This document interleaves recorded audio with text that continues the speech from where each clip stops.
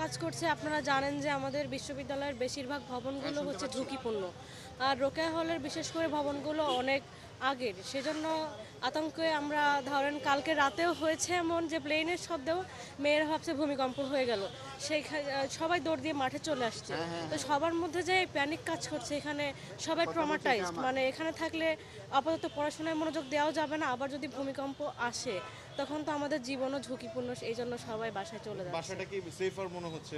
হ্যাঁ, ঢাকা সিটি তো অতিরিক্ত নগরায়ণের সিটি, তো আমরা যদি গ্রামে ফিরি কিছুটা সেফ আমরা মনে করছি সেটা।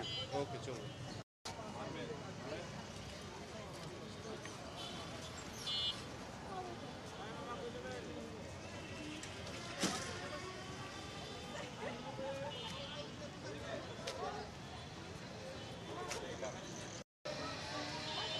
সকাল সকালই বের হওয়া, ঘুরে যাবে রাতের আগে।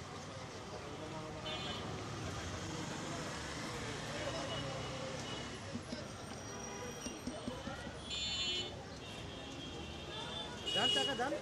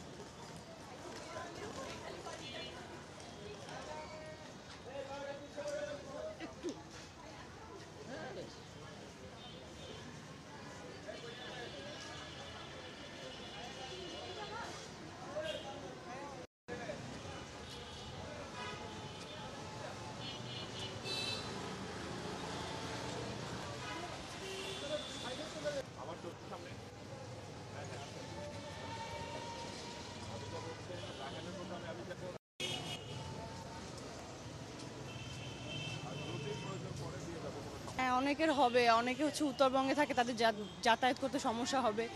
এরপরে অনেকে টিউশন করায়, অনেকে আর কি যেতে চায়নি, তাদের জন্য সমস্যার জন্য এটা। সাইকোলজি কি ইফেক্ট করবে এই বন্ধটা? না, বন্ধুরা সাইকোলজিক্যালি ভালো হবে, কারণ আমরা অনেক আতঙ্কে ছিলাম। কালকেও প্লেন উড়ে গেছে আকাশ দিয়ে, সবাই আতঙ্কে মাঠে নেমে আসছে। আমরা যারা আটতলায় থাকি বা উপরের ফ্লোরে থাকি, আমরা নিচেও নামতে পারি না ভূমিকম্পের সময়, তো আমাদের জন্য এটা অনেক রিস্কি ছিল।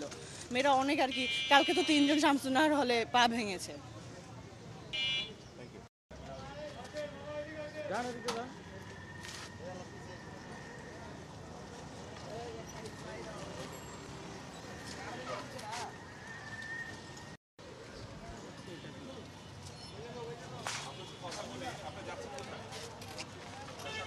একটু দাঁড়াও।